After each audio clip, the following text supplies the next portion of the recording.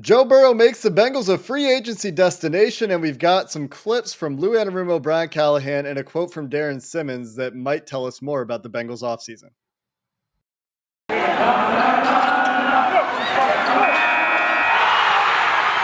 You are Locked On Bengals, your daily Cincinnati Bengals podcast, part of the Locked On Podcast Network, your team every day.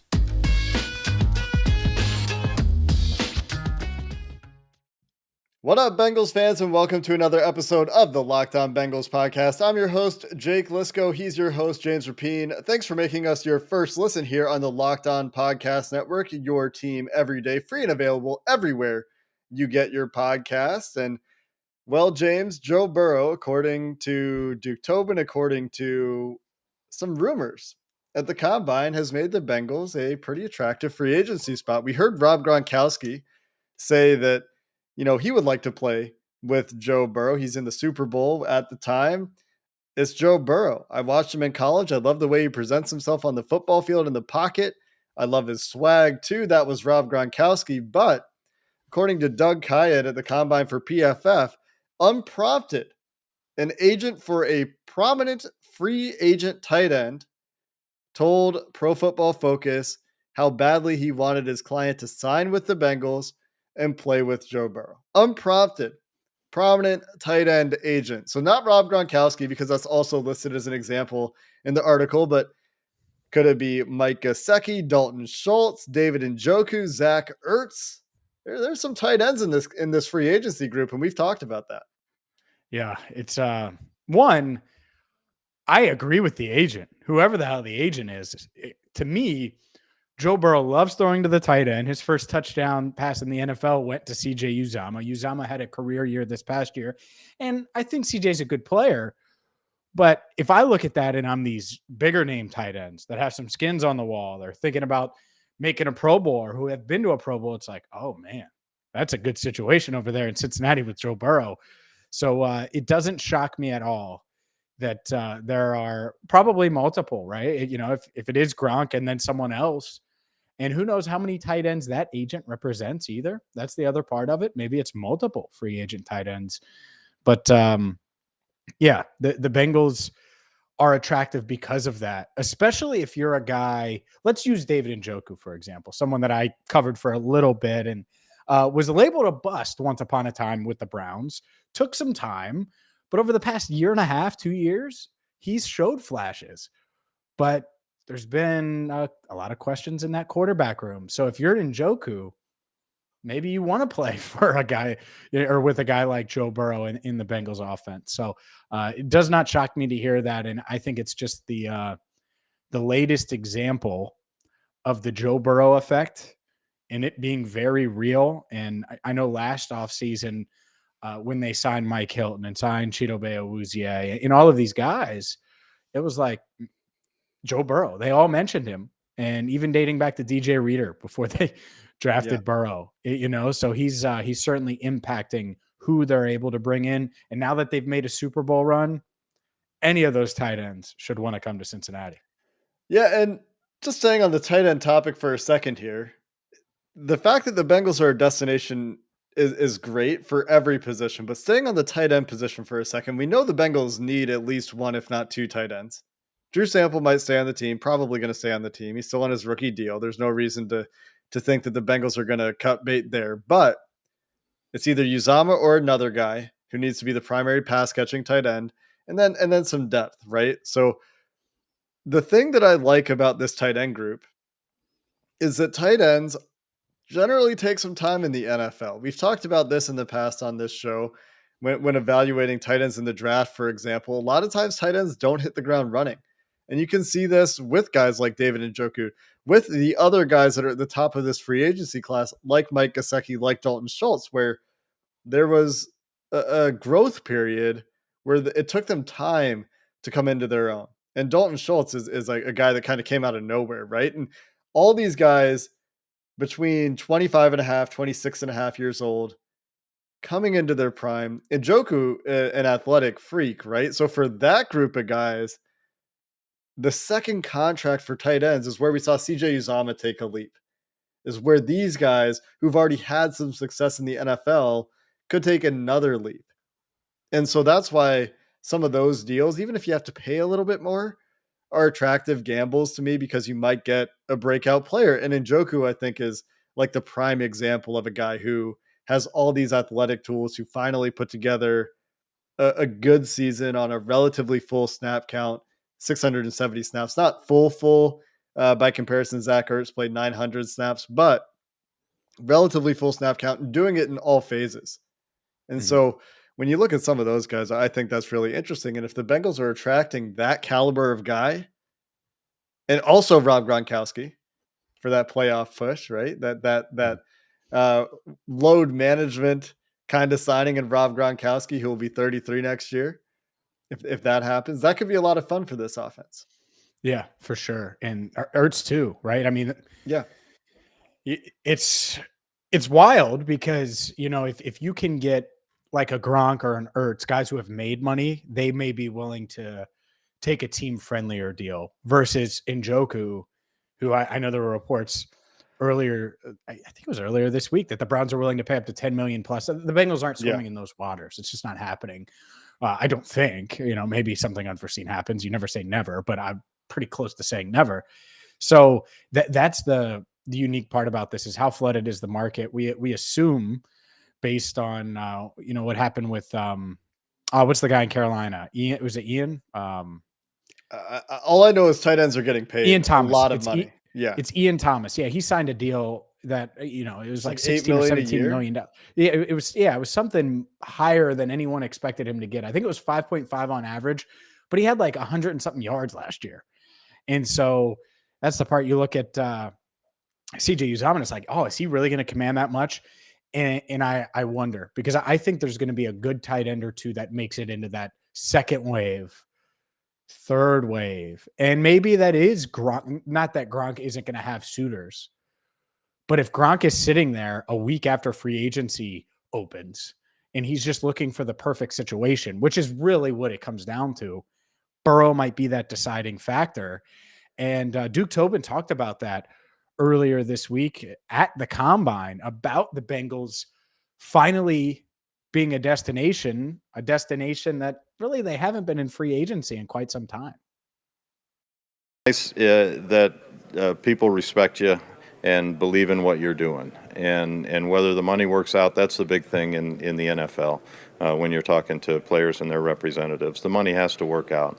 But all things equal, if they're choosing us because they believe that we're a contending team, which we believe, and that they believe in the culture that Zach has set, then that's even better. Then that gives you a little better chance. The question's on Joe Burrow and how he helps become a destination. I mean, I want to stay there. I mean, I think the people that cover him, you guys that cover him, you don't want to trade him out to cover somebody else. And he's the real deal. And our job, like I said when we drafted him, is to support him in the best way you can. This league is about quarterbacks, and when you have one, you got to support him the best way you can. And we think we've done a good job of putting pieces around him, and we're going to continue to try to do that. But we've got to stay focused on the defense and the other areas of the team as well. So, but having Joe, I think players really respect Joe. How about that like bucket of cold water at the end? Like, yeah, we got to do everything we can to support him, but we also have to focus on the defense. It's just Duke Tobin's never going to give you anything. Mm-hmm. You know, he's like, yeah, we got to do the best we can to support him, and we've got pieces around him. We're going to continue to do that, which is like, okay, yeah, they're going to go sign some offensive linemen, sure, they're going to acquire some guys that'll help, and then but we can't forget about the defense either. Duke Tobin's such a funny interview, man. Just never gives anything up. I think he felt it trending that way, and he's like, Yeah, nope, not going to give you that because I'm going to mention the defense. that's right. Uh, Pretty cool. Pretty cool. Pretty fun. And we've seen this happen already. Trey Hendrickson, DJ Reader, Mike Hilton coming from Pittsburgh, Chidobe Awuzie, as you mentioned. I mean, even Trey Waynes, I know they paid him a lot, but they've signed these guys the last couple of years and they have a lot of money to spend. And a lot of it's going to be on their own guys. But I'm excited for free agency, James, and to put together this offseason plan that we're going to do soon because it seems like they're poised again to make some significant additions. And hopefully they're ones that we're really excited about in a couple weeks here. Coming up next, a lot of clips. We talked about Brian Callahan and Lou Anarumo's comments a little bit yesterday. We've got those clips for you now so you can hear straight from the coaches, and we'll make sure we give you some analysis there as well coming up next. Football might be over, but basketball is full steam ahead. And whether you want to wager on the NBA or it is March, which is officially college hoop season, you need to get to betonline.net, your one-stop shop for all things betting. And they have the latest odds, player props, trends, and so much more in one spot. It's convenient.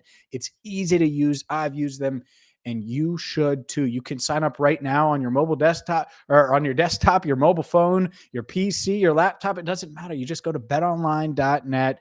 And it's not just basketball. They got hockey, boxing, UFC, and so much more in one spot. So head to the website today, betonline.net, sign up, and check out all of the trends in action. BetOnline, where the game starts. All right, let's dive in to some of these clips, and let's start with Joe Burrow, Jake, because obviously we talked about it a little bit on yesterday's show. The idea of Burrow, what's the next step for him? And Paul Dehner Jr. Asked Brian Callahan that, and I thought this was good. I was able to put a couple of the clips together. You're not going to hear every question, but here's Brian Callahan on how Joe Burrow can grow, what the next step in his development is. Evaluating, you're always learning, you're always trying to get better, and I think Joe's no different. I'm sure he'll mess around with throwing motions again like he does every year. A lot of quarterbacks do that. They're like golfers in that sense. How do they find that 1% difference that can make them better? But the next step for Joe is to really take total command of the whole thing, and I think that he's well on his way to doing that. He did it this year, and ideally it's, he gets all excited when he had that little stretch where he called those plays, when the headset went out. But that's what you want. You want your quarterback to be able to be an extension of the staff and be able to go out there and call the plays and feel great about what he's doing. And that's not that he's going to call every play or anything like that, but that's part of the process. And I think that he's excited about that, having that kind of ownership and that kind of ability. We'll just keep trying to build and grow from there. But I think that the consistency over time is what you're really looking for, and I think he's up to that challenge for sure. To say how that'll look here in a training camp, I can't say that yet, but I do think that there's an element of having him have more command and put him in those spots, make him uncomfortable in a sense. Like how do you get a guy that's really hard to make uncomfortable? How do you make him uncomfortable in practice to see where you can get more growth from him? And that's certainly one way you can do it. But yeah, you want to challenge him. He wants to be challenged.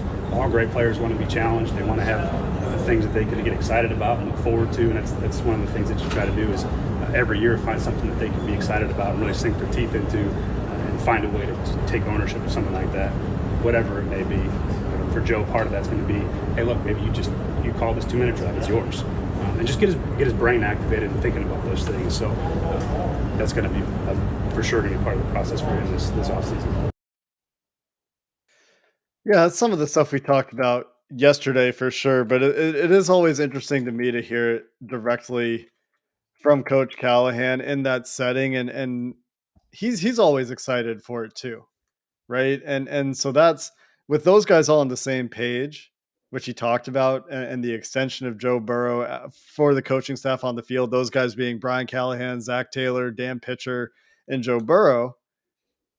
I think that's encouraging, hopefully for the evolution of the offense, and shows that to me there's just some understanding there about motivating Joe Burrow, keeping him engaged. Not that he needs a lot of this, but in terms of recognizing what kind of player he is and how he needs to be coached, I think that's a good sign for your coaching staff.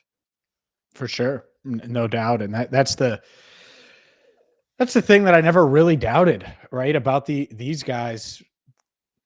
I questioned Zach Taylor a lot, but I thought they handled Joe Burrow well in a sense that they didn't pacify him at all. And Baker Mayfield has had a pacifier in his mouth for, it seems like, since Kevin Stefanski got there. And that's just not the way to go about it, because you end up in no man's land. And so even though the Bengals offensive line hasn't been great, they still try to unleash Joe Burrow and get him to a level, that he's at now, where, heck, if I go to betonline.net, we're going to be talking about Joe Burrow MVP odds, right? And so that part is pretty exciting. And if he's going to take that next step, they need to know how to get him there. And that's it, where he goes full Peyton Manning and is just everything. And I think he's close to it anyways, but there is another level and they have to do stuff around him, but they also have to put him in position to grow and do those things. And that's the exciting part about this offseason is I don't think Joe Burrow is tapped out or reached his full potential or anything like that. And so if they put those necessary pieces around him and he does what we would expect him to do, what he's done every offseason for the past 4 years, essentially, which is get better and show growth and show improvement, then we could be talking about an MVP for sure. Yeah, and he being Callahan talked about that, the little stuff to tinker, the throwing motion to get that 1% that might make a difference. But he also talked about, he wasn't perfect. He can get better. And he wasn't 100% for a lot of the year because he started the year coming off the ACL, obviously, and then he injured his right knee, his other knee, and that was something that he was coping with all year. And then he had the pinky thing. So, he wasn't 100% all year for sure. And I think that there were times that he saw new things. So the mental game is going to take another leap as well. I'm sure he spent a lot of time on film last year, but it is exciting to see where Joe Burrow can continue to get better with how good he is at some things already. The escapability, the pocket manipulation, the accuracy, like jaw-dropping accuracy to all parts of the field. The mental game continues to develop and his comfort level continues to increase. And you can see these things be magnified further as his career continues. And that's, as Duke Tobin said, he's a real deal. So that's going to be exciting to watch. Yeah, no, he is the real deal. And so, that, it's the number one thing that you're excited about most is that, as a Bengals fan, as someone that covers the team. And that's something Tobin mentioned. He's like, hey, I don't see you guys going anywhere. And I totally agree. I totally understand it because covering the Bengals is much more fun when Joe Burrow's around. It's also quite entertaining with Eli Apple around. And we talked about Eli Apple's future multiple times over the past few weeks on this podcast. Well, on Wednesday, I was able to ask Lou Anarumo about Eli and if they expect him back, if they want him back, what they thought about his performance this past season. Did a great job for us this year, just from being there for us, each week, and then, being able to make plays at key times for us. And it just kept getting better each week and played with confidence. And when you're playing with confidence, especially at that position, you're going to be able to make a mark. So I was very pleased with him, and he's another one that is up. So we got to see how that goes. But he did a great job for us this year. Do you think he can be somebody who could be viable as the long-term starting quarterback? I mean, he certainly proved this year that he can take that role, and he did a great job with it. And we'll see how things go from there. What's the sweatshirt? Before we talk Eli Apple, you notice the little emblem on the sweatshirt in the top right? That's like the same brand that Duke Tobin's wearing. Do they have some sort of branding deal going on? Yeah, you know what it is? We just signed new extensions and we got that money to buy clothes that have logos that Jake Lisco doesn't even know about. And I don't either. So I don't know what it is. Maybe I don't know. It's but yeah. I only noticed it because Tobin had the same thing. It's the same brand as Tobin was wearing during his podium. Not the same as Callahan or Taylor, but Tobin and Lou were saying the same stuff. Man, I get it. This is the same thing as the Duke Tobin stuff on the offensive line. Like, you're not going to throw your guys under the bus, especially when you made a Super Bowl run. And Eli Apple did make plays at big times. He also gave up plays at big times. I think Lou also talked about, and we said this yesterday too, he also talked about the player acquisition part of the year we're in, talked about, can't have enough corners. Duke Tobin talked about the depth in the draft at corner. So we'll see. It sounds like Jake Lisco wants JC Jackson and he wants to say goodbye to Eli Apple. So who knows? Maybe that's foreshadowing our free agent plan next week, which again is why you should subscribe on YouTube, follow wherever you get your podcast, because you're going to get Bengals coverage that you're not going to get anywhere else. And we'll continue up next with something Darren Simmons said about special teams and the fear of God. But first, a word from Built Bar, because if you want to put the fear in God in someone, you get Built Bar. You're going to get big. You're going to get strong. And well, hopefully you become a glass eater. Built Bar can help you get there. I'm a Built Bar eater because they're covered in 100% chocolate, high in protein, low in sugar, low in calories, perfect for you. They have amazing flavors. And man, you just go there right now. Built.com. Don't stop what you're doing. If you're driving, don't do this. But if you're just walking, if you're doing the dishes, once you finish the dishes, one, thank you for listening. Two, go to built.com, check them out. And when you go to checkout, because I know you're going to see a flavor you want to try, use promo code LOCK15. You're going to get 15% off your order. You're going to get the best protein bar on the planet. And well, that's a win-win for everybody. Again, for 15% off, go to built.com and use promo code LOCK15. The fear of God. I mean, the Bengals coaches, man, they're feeling themselves, I think, a little bit. They're feeling it. They got some good quotes coming out of the last couple of days of the combine. Darren Simmons talking about punt returner. We need a dominant punt returner that will put the fear of God in the other team. I mean, what a quote, man. I would love a dominant punt returner, but you know what, James? 2021. At 31, dominant No. punt returner? Nope. Oh, okay. Chris Olave? Did he return punts? He would have to if you're picking him 31. He'd have to be the cornerback. He'd have to block. He'd have to do a lot of things. Well, and that's the thing with this spawned a lot of conversation about Trent Taylor. We'll talk about Trent Taylor, but where I was going to go was 2021 was not a good year for punt returners. Only 2 punt returns for touchdowns in the entire season. And I think that they're discussing rules to try to make punt returns safer, which if that's anything like the rules to make kickoffs safer, will essentially eliminate punt returns from the game, 90% of the time. Mm-hmm.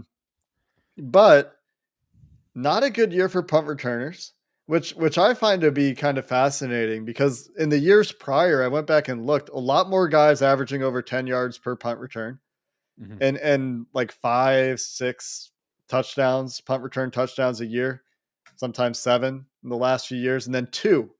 And then fewer guys doing 10 yards per return. Trent Taylor was 8th in average yards per return. He only had 13 punt returns, but I mean, that's still pretty good. And the other bit of this is in terms of Trent Taylor, what's his role? They want a dominant punt returner that's going to put the fear of God into other teams. Sounds like Darren Simmons doesn't think that's Trent Taylor. Bengals fans want it to be Puka Williams. I still think that is a bit of folly, but maybe it's wishful thinking. Maybe he put some weight on, right? Maybe he turns into an NFL body a little bit more, but I could help him. I do think it's interesting, this idea of getting dominant in the punt return game. And I think it's interesting that it's not Trent Taylor. And I think that a lot of the issue with Trent Taylor is the versatility. All he does is return punts. You go back to Alex Erickson, return punts, return kicks. Brandon Tate, who no one liked, return punts, return kicks. Both those guys also could play kick coverage units if they had to. Both of those guys played a lot more on offense than did Trent Taylor, who had like 4 offensive snaps outside of week 18. And then the other guy, Darius Phillips, could play corner and could play cover teams as well. Mm-hmm. So they haven't had a multifaceted punt returner. Or Trent Taylor is not that multifaceted punt returner. And I think that's something that Darren Simmons is looking for as well. For sure. And it also, just prepare yourself, because I know people just assume that the Bengals receivers are kind of set. It's a need. And I think that's where this is going to come from. They're going to look at receivers specifically. Maybe it's a corner. Okay. Probably going to be a receiver because they need a receiver anyway. What speedy guy can they add? And when we had Trevor Sickham on earlier this week from PFF, that's one thing I mentioned, because they're going to be looking for speed. I think they were open to it last year. We've talked about this off air. I think maybe on air. They drafted Chase 5th. I think they were open to double dipping at receiver, which people would have lost their mind. But hey, I think they need to get a little more depth in that room. And if you can find someone that is capable of being a receiver and then playing that gunner role some, right? But also if you need him, but also being a capable punt returner, then boom, maybe you do put him back on kickoffs as well. I know Brandon Wilson can come back and all of those things, but yeah, I think returner is a need, but you're not drafting a returner. You're drafting a receiver that can return or a corner that can return. And that's the part of it. And I just say those two spots, obviously, because they're speed positions and you're going to want some speed back there. So it's going to be interesting. And I fully expect the Bengals to draft a wide receiver 5th round at the latest, if I had to guess. Like, I think they're going to invest a mid-round pick on a receiver in the draft. And they do have the comp 4th, likely the comp 4th coming for Carl Lawson. And so that helps. No things for official. sure. Yeah. No official word yet on that. Right. But Which is actually surprising. It could come any day now. It could come. I've been waiting. It could come any minute now. It could come right after we finish recording this episode. By the way, I'm offended because you said Carl Lawson, and my guy John Ross deserves some credit for that too. It turns out that Ross mattered as a qualified restricted or unrestricted free agent that they lost, but the snap count thing that we talked about a few times during the year, I don't think ended up mattering. Didn't matter. Yeah. Which is interesting. Likely. We'll find out, hopefully imminently here. I think that it could be a corner. You mentioned this. The Bengals do need a corner as well. So if they find a guy there that can do both, fine. I think they're looking for, again, that versatility for whoever this guy is. If you're going to be a punt returner on this team, you got to do something else, because they showed all year they weren't super willing to use they didn't use a roster spot on Trent Taylor all year, right? He was on the practice squad all year. And they called him up, but he never was on the 53. No, in the playoffs, it doesn't matter. You have unlimited Right. call-ups. So, you could call them up every week. It's not restricted. So, yeah. So it tells you, I think, a little bit about what they're looking for. Yes, explosiveness, but no, you can't be 170 pounds because, if all, or 160 pounds, because if all you can do is return punts, the Bengals clearly, I think philosophically, have a hard time getting you on the roster. And I don't think it's as simple as for Puka, and that's who you're talking about with the $170. Well, and Trent Taylor. Sure. Yeah. But of the two, Trent's better as a player. He's not as physically gifted, but he's just, better. Puka didn't show that explosion when he did have a chance. At kickoff return, and so that was the other point. It's not like he had big returns. So what about your boy Chris Evans? That's what I was going to say earlier, and I lost my train of thought. Chris Evans looks supernatural as a kickoff returner to me. I see no reason why he wouldn't be a punt returner. I think he should be in the mix again next year. It doesn't mean you don't try to get some guys and have a competition. I think there should be a competition. Speaking of competition, Darren Simmons also said it was going to be a competition for punter next year. So there's a tidbit from Darren Simmons. And local versus local. Drew Chrisman versus Kevin Huber. Or the old Cincinnati native at 37 years old versus the 22-year-old, roughly maybe 23, Drew Chrisman. Or that Matt Araiza guy that everybody wants the Bengals to draft. But going back to Chris 31st Evans, overall, 31st. You want him in the first round? Is that what you're saying? I'm really trying to get you in trouble. You're literally killing me. Yeah. It's my job. The Chris Evans idea. He needs to get some looks in punt. He had some last training camp, right? And then maybe some injuries happen from time to time. But do you think that's something they're going to explore again? I do. And that's the thing. They're really high on him. I know it. Callahan mentioned Chris Evans yesterday, and yet I think he was underutilized. And I don't know what it is exactly, but hopefully whatever they need him to do, he can take that next step, because we know how he tested. We've seen the potential. And man, he can run routes. He's smooth with the ball in his hand. I think he's ready to go. So yeah, I think he will be in the mix. And like I said, they're going to draft somebody who's capable. It might not be a returner that has 70 punt returns in his, but someone that's capable of returning punts for them that can also play receiver or corner. I would be shocked if they didn't. And I wonder, I mean, they had plays for him in the Super Bowl. So it'll be really interesting to see his role next year. We talk about Samaje Perine. He is under contract next year. The Bengals could technically save a little bit of money if they were to move on from Perine, but I don't think either of us think that that's terribly likely. Um, but yeah, finding a bigger role for Chris Evans. This is something else that we talked about this week. Get it, like if it's not going to be Joe Mixon on third down, at least give me some dynamism at the running back position, right?